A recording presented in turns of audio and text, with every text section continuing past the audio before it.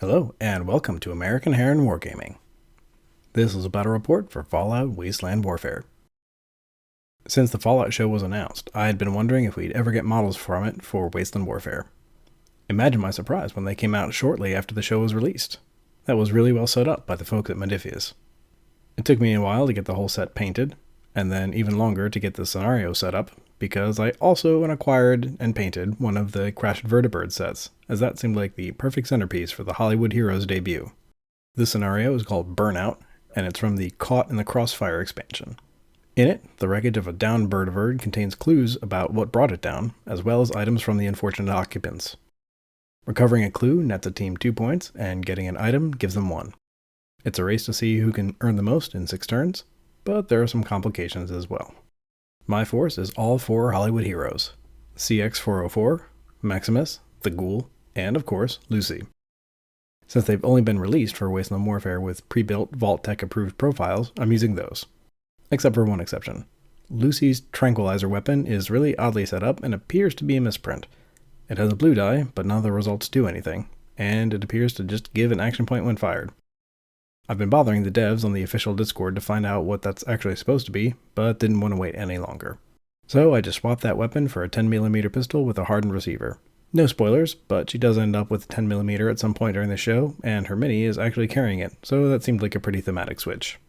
With all 4 of the show characters, the list is 478 points. Not a neat and tidy number, but enough to work with for sure. I decided to put our heroes up against some of the nastiest raiders that we've seen in Fallout to date.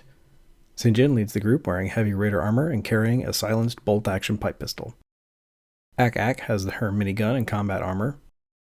Bedlam has heavy raider armor and her incendiary super sledge. Avery is also in heavy raider armor and carrying a combat shotgun. And finally, we have Shank in a wasteland outfit with a .44 revolver. I stuck mainly with her default equipment, but finagled the armor so that it fit into a 479 point list. It's 1 point more than the survivors, but I think I can give them that. This force is controlled by the Wasteland Warfare AI, so while I'll be moving the models and making rolls for them, each model's behavior is governed by that system. To start out the scenario, the fuselage of the hull is on fire, with 2 counting tokens. At the end of each round, you roll a blue die, and then depending on the result, certain things happen. A bottle adds another counting token to the terrain piece, a star adds a token to a nearby terrain piece, and if an explosion gets rolled, a whole bunch of things happen, especially causing an explosion, which has a baseline damage equal to the number of counting tokens. Ouch. Also, at the beginning of the scenario, you're supposed to roll a luck die for every piece of the wreckage, and if the result is unlucky, that piece of terrain is also on fire with 1 token. I rolled unluckily 4 times in a row. Grand. On each of the crashed Vertibird terrain pieces is a stack of 3 searchable markers. Each stack has a letter in it. That's one of the clues, which is worth 2 points. The remaining tokens are a mix of blanks, items, tests, and dangers. So we don't know which one is the clue, but the Wasteland deck also has some solid items in there, so beyond being worth the points, it's also good to rifle through the burning wreckage for them. However, each model can only spend 1 action per turn searching the wreckage, so no chance of doubling up on points or items. I deployed the squads, and we got ready to go. Both of them were set up fairly far forward, just without being exposed to the other side through the pile of containers. And with that, we were off. The survivors have advantage by virtue of having fewer models, so I opted to have the raiders activate first. Shank obliged and pushed forward towards the survivor deployment zone, but was cautious to not go too far forward and take some free shots from the survivors on the other side of the flatbed. I figured I'd send Lucy up as our dedicated wreck searcher since she doesn't have a huge HP pool or much armor. What I had failed to account for, though, was that Ack Ack's minigun has a double black range, so on her activation she could move up and be just in range to send a hail of bullets towards the hapless vault dweller, who hadn't even been able to duck and cover. At long range, the minigun is thankfully only dealing 1 damage per shot, and with no extra rolled dice. However, the first shot did hit, and Lucy's single point of armor did not block it, so she took that. Since the first shot hit, Ack Ack gets an automatic armor break on her next shot. However, she misses, but gains a prepared token via an action point. Since the second shot missed, the armor break resets, which is fortunate for Lucy, because the third shot hits, but her blue jumpsuit actually shrugs off the shrapnel. The 4th shot does get the auto break, but it's a wide miss. The 5th shot hits, and the armor doesn't factor into this one either. However, Lucy weathered the hail of bullets with no cover and only took 2 damage. That's a result I will definitely accept. Since Lucy took damage within presence range of Maximus, he gets a bonus action point via his Guardian ability. I used it to move him up with a quick move action, which I should have actually done on his turn. It's not a reaction. Then, I remembered that as unique survivor models, all of the survivors should have 1 strong armor token via their faction role. I didn't put one out for Lucy, but I just took one of the 2 damage away. Maximus shouldn't have one either because he's technically Brotherhood of Steel, but it doesn't actually matter for him anyways because he already has strong armor via his power armor. Finally back over to my turn, and I have CX-404 dash up to the flatbed. She can't get shot there, and I'd pre-ruled that she could pass under the front section of the flatbed without penalty, though human models would have to treat it as difficult terrain. Avery actually rolled to go for the objective on her AI matrix, so she spent the full turn getting up to some wreckage. I did the math with the Ghoul and discovered that with a yellow move I could take a single long-range shot at Shank, even though he'd get cover. Not that it did him any good. A rolled crit with 4 damage, all of which went through. So Shank was already looking pretty worse for wear. Ack Ack uses a reaction to Shank taking damage to move up further into cover. She can't/shouldn't ever fire her minigun as a reaction because that minigun is slow firing and can only shoot once per turn.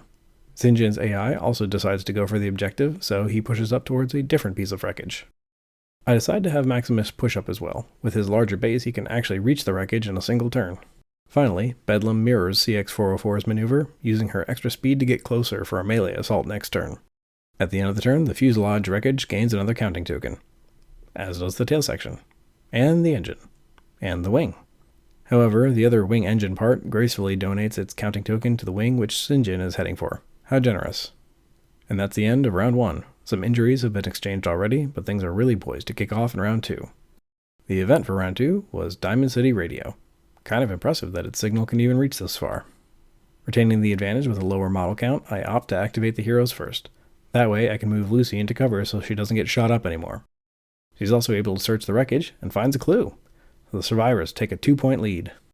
On the other side of the board, Avery searches her wreckage and finds a luck pecking challenge, which she is actually surprisingly adept at. She passes and gains a laser pistol item, as well as a victory point for the raiders. Keeping the objective train rolling, Maximus goes next and pulls a combo danger item card. The containment leak danger wouldn't actually be a problem for him either way in his power armor, but he definitely switches it off and gains a Brotherhood of Steel hood, which also brings the survivors into a 3-1 lead. With his second action, Maximus took a shot at Sinjin and was able to get 2 damage through. Bedlam was up next, charging over the flatbed into CX-404 but missing wildly on her swing. The Ghoul decides to try and finish the job on Shank, but his first shot misses. However, it does give him an action point, which he can use to fire again, which he does, and even with the penalties hits his mark. So Shank is down. It is a bloody mess, but fortunately for the raiders, they're far enough away that the gore doesn't bother them that much. With his other normal action, the Ghoul moves a little bit further. Sinjin tries to narrow the points gap by searching the wreckage, but ended up finding nothing in that pile of scrap. CX-404 activates next, chomping 2 damage into Bedlam, and generating 2 action points off that attack. Though with the most recent FAQ ruling, each effect should only be triggerable once, so he should have only gotten 1 bonus action. The second attack hits, and chips another point of damage in, as does the first quick attack. However, with the penalty for attacking with a quick action, the second quick attack fails, so it kinda works out. Seeing just how much of a threat the Ghoul is, Ack Ack heads out and spins up her minigun at him, this time close enough to get the extra black die on her shots. The first shot is a thumper. 2 extra rolled damage get through. The second one breaks through all the Ghoul's armor to get another damage in. The third one with an automatic double armor break also adds 2 more damage. Fortunately, the fourth one misses. The fifth one hits, but with no extra damage. So facing 1 incoming damage, but only having 1 HP remaining, the Ghoul needs to roll a 1 or 2 on the armor die to survive. Which he does not. So he's down. Except he's not, because I forgot that pesky strong armor token again. So he's still up, having taken only 5 damage, not 6. Still not in great shape though. Maximus gets an action point from the Ghoul taking damage, and pops off a quick shot in return, but misses widely. Closing out the round, the fuselage wreck spreads its fire to the wrecked ABC. The tail section gains another token, as does the engine, as does the wing. Now at 4 tokens, next round it will be exploding automatically. For good measure, the other wing engine combo wreck sends a 5th token to the wing section, so this one is going to blow big. And that's how round 2 wraps up. The current score is 3-1 for the heroes, but Shank is out, the Ghoul is hurting, and there's going to be some explosions for sure. The event for round 3 is a lucky find. Someone is getting a bonus item. It's Ack Ack, who gets some sturdy metal armor. This is great for her, as she is one of the few raiders with only combat armor, so that extra point of physical armor is going to come in handy. It doesn't help against the Ghoul's first shot though. He rolls 4 damage and an armor break that punches it all through. His second shot, a 5 damage 1 armor break monster, misses just barely, so Ack Ack gets to breathe a sigh of relief. Bedlam activates next. She's a bit battered and wants to get her activation in before getting bit again. Unfortunately for her, her first swing is a near miss. The second swing is a hit though, getting 1 damage through onto CX404, after the strong armor token, and setting her on fire. Since CX404 took damage, Maximus got an action point from his Guardian ability. I activated him next, and he used it right away to try to finish off Ack Ack, but missed. However, his second shot as a normal action was more than enough to put her down, no armor roll required. With his second full action, he searched the wreckage and found another item, a dose of Radaway. Knowing that the wreckage he's standing next to is about to explode, Sinjin moves away. He goes to get an angle on the Ghoul, hoping to finish him off. He rolls an armor break, so now the Ghoul has only 1 armor to block 1 damage, or go down. Which he does. He keeps on hanging on. CX404 is up next, and her first bite gets 1 more damage onto Bedlam. She shifts around before her second attack, which drops the Firebrand Raider. Then, I remember that CX should have taken damage for being on fire, so I handled that. Then I rolled to see if the fire went out, but it didn't. However, with 4's quick snack ability, finishing off Bedlam actually lets her heal 2 points of damage, so she was back up to full. Avery was up next, who scavenged another piece of gear from the wreckage, a powerful Gauss rifle. As a final activation, Lucy tried to put down Sinjin. Her 4 damage attack missed by just 1, but the miss gives her a +2 to her next skill check via her Okie Dokie rule, which I indicated here with a luck token. At the end of the turn, the fuselage gains another fire token. This one isn't a guaranteed explosion next turn, as the fuselage can take up to 6 before triggering that effect. The APC gained another token. The tail section gave its counting token to the engine section. The scenario description didn't specify how to order this, so I decided that in order to make the order of rolls not be a factor, wreckage pieces which gained a 4th token wouldn't auto-explode in the turn they went over, but they would in the next one. Which meant that when the engine does not blow up, after adding another token it'd start off with a base of 5 damage, which is definitely not a safe place to be. The wing section exploded, but fortunately everyone had gotten clear, so no damage there. As part of the explosion, it passes a counting token to a nearby piece of terrain. The flipped over truck was set alight by the embers. The final step for resolving the explosion is that one of the tokens is lost. This time it's an item, not the clue. After that dramatic display, the engine wing debris simply adds another counting token to its stack, and that closed out round 3. The Raiders are down on points 4-2, and also down 3 members. The event for round 4 is apropos. Boom! Despite the card's text, we know exactly what that explosion was. Now, having significantly fewer models than the survivors, the Raiders get the advantage in round 4. Knowing that the clue is the only searchable remaining in that stack, Sinjin moves back to the exploded wing debris and recovers it, bringing the objective score to a tie. CX404 activates and takes a point of damage from the fire. It still doesn't go out, but there's no time to waste putting it out with an action. There's work here to be done. 4 books it around with a massive move and charge to tie Avery up from scoring any more points.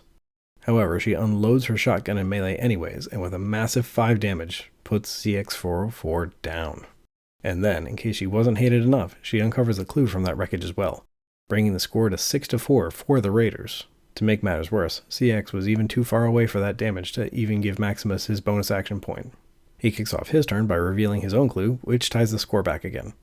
Even though his armor might be able to protect him from that explosion, there's no benefit to staying there anymore. He couldn't even get a shot off on either of the Raiders. So he moves up, making a play with that big base for the fuselage debris. The Ghoul is up next, and he repositions to get a shot on Sinjin. He lands an amazing crit for 6 total damage. That's nearly as much HP as Sinjin has to start. However, the Raider Ghoul leader saves 2 damage on armor and survives with 1 left. Lucy goes for the finishing shot, and connects. But Sinjin is able to save the damage on armor again. If he hadn't rolled exactly 2, he would have been out. With all the models activated, the fires grow. The fuselage section adds another counting token to itself, as does the APC and the truck. The tail section actually explodes earlier than expected. Good thing the Ghoul was just far enough away to not get caught in the blast. It pops a danger searchable off its stack. The engine debris also explodes. This one's out of searchables though, so not much else happens. The wreckage that Avery is behind also explodes. Everything's popping off now. However, with only 2 counting tokens, the base damage is 2, plus the result of 3 yellow dice. The 2 armor break and extra damage rolled punch 3 damage into Avery. That's what you get for shooting the dog. The chorus of explosions closes out round 4. The Raiders and Survivors are tied on points, but not on models. The event for round 5 is Distant Gunfire. Seems like there aren't many events in this curated wasteland that do much. The Raiders are up first again, and Sinjin tries to close out the Ghoul once and for all. His first shot is a rare miss. However, his second one connects for an extra damage, so now the Ghoul needs to roll a perfect 2 on the armor die, or go down. Finally, his luck runs out, and he slumps to the ground. With that damage to the Ghoul though, Maximus gets another free action point, and he spends that on a quick shot at Sinjin. It hits for 2 armor break, so at least one is getting through. Even the 1 damage doesn't get blocked, and Sinjin is out of commission. Maximus finishes his activation by getting into contact with the fuselage, but we'll have to wait to search it until the final turn. Avery moves up and tries to take a shot at Lucy with a Gauss rifle, but misses. Lucy moves back to the tail debris and flips up the last searchable marker. It's a test, so it'll also need to wait until next turn to resolve. With few models left on the board, the burning comes faster. The APC takes another counting token and will explode at the end of next round for sure. The truck gives 1 more counting token to the fuselage, charging up that blast force. Sharing is caring though, and the fuselage gives its counting token to the truck. And that's the end of the penultimate round. The scores are currently tied, but the survivors are sitting on 1 point behind a check and another potential point in the fuselage's debris. The event for the final round is unbearable heat. Each side has to pick 1 model to lose in action. It's an easy choice for the Raiders, having only 1 model left. I decided to go with Maximus, since Lucy has already found her test, and I'd rather give her 2 chances at trying it than gamble on Maximus needing that action. Avery is up first, and she sends a Gauss rifle shot into Lucy, which connects. She doesn't even block a single point of that incoming damage, and ends up with just 2 hit points left. Good thing Avery doesn't get a second shot. Lucy is also just barely in Maximus's awareness range, so he does get the bonus action point from Guardian. He activates next, and with his interact reveals a test-based check. He can't perform expertise actions as quick actions, so he's SOL on trying to recover that item. But he can move as a quick action, so I get him far enough away from the fuselage so that he won't get caught in the explosion. It's all down to Lucy now. Will she get this item and win the scenario, or will it end in a tie? Her first roll was a failure, which should have given her a danger and then the item, but it was late and I was tired, so I mixed that up. She would get the okie dokie bonus from that though. However, her second attempt was a success. She didn't even need the bonus. She claims a stun pack and victory for the survivors. So that's how it all shook out. A very close game, and honestly, one of my new favorite scenarios. It feels like it has the right balance between strategy and luck, where Wasteland Warfare really shines. Normally, scenarios from Caught in the Crossfire are played with larger forces, with 750 to 1,000 caps per side, but even these forces at less than 500 per side were able to clear just about every searchable. If one had more models, one might be able to search the fuselage more, but who knows. I also really liked each of the Hollywood heroes. Maximus's Guardian ability was the standout for me. He's not going to be the most reliable damage doer since he doesn't get the strength bonus for his weapon, but when he does hit, it can be a wallop. The Ghoul was a solid DPS piece as expected, and CX404 was a dog with a neat little extra ability, but I'm glad I got to see it get triggered. Lucy is a decent objective runner since her okie dokie ability helps offset her ability scores, which normally would be fairly low for that role. But with only 1 armor, you have to keep her out of the fight or she's going to drop quickly. I'm looking forward to when her points come out as a standard profile, so you can gear her up as desired. At the end of the day, it was a good game, and the heroes walked away victorious, so a good day all around. That's it for now. Stay safe out there in the wasteland.